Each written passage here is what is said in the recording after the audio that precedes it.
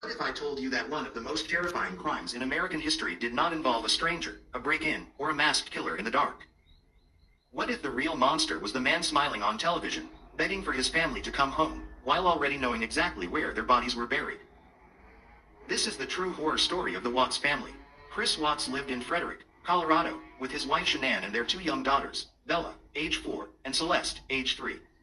To the outside world, they were the Facebook perfect family. Shanann was a social media butterfly, constantly posting videos of their beautiful home, their happy children, and her thriving husband. But behind the filtered photos, a darkness was growing. Shanann was 15 weeks pregnant with their first son, whom they planned to name Nico. While she was fighting to save her marriage, Chris had already checked out.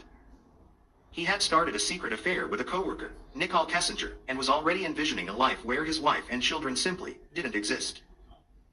On the night of August 12, 2018, Shanann returned home late from a business trip. Her friend, Nicole Atkinson, dropped her off at 1:48 a.m. It was the last time anyone other than Chris would see her alive. Inside that house, a confrontation supposedly took place. Chris would later claim he told Shanann he wanted a divorce. In a fit of cold, calculated rage, Chris Watts strangled his pregnant wife in their own bed. But the horror was only beginning. As Chris was attempting to wrap Shanann's body in a sheet, his 4-year-old daughter, Bella, walked into the room. She saw her mother's lifeless body and asked, "What's wrong with mommy?"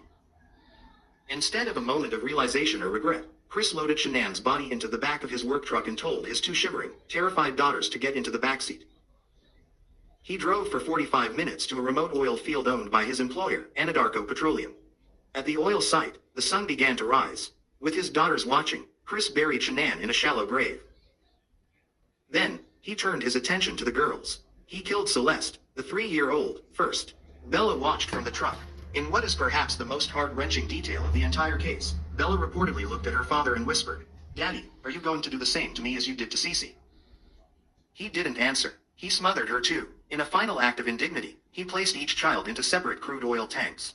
The openings were only 8 inches wide. He had to force their small bodies through the hatches into the toxic sludge. He then went about his workday as if nothing had happened, even calling the girls' school to unenroll them. The next day, the world saw Chris Watts on his front porch. He was wearing a gray t-shirt, swaying back and forth, and smiling. He pleaded to the cameras, "I just want them back. If you're out there, just come home."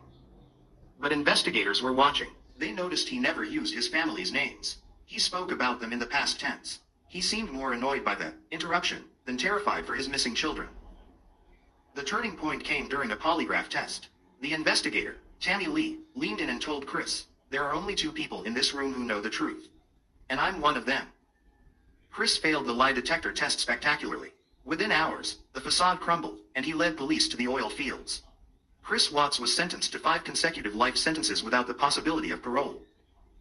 He is currently spending the rest of his days in a maximum security prison in Wisconsin. As for the house in Frederick, it stood empty for years, a grim monument to a family destroyed. Neighbors and urban explorers have reported chilling activity near the property, the sound of a woman crying through the walls. Glimpses of small children playing in the upstairs windows. The scent of Shanann's perfume lingering in the driveway. Whether these are restless spirits or the echoes of a tragedy, one thing is certain, the real horror wasn't a ghost. It was the man who was supposed to be their protector. If you found this deep dive into the Watts case haunting, hit the like button and subscribe for more true crime breakdowns. Let us know in the comments, do you think justice was truly served?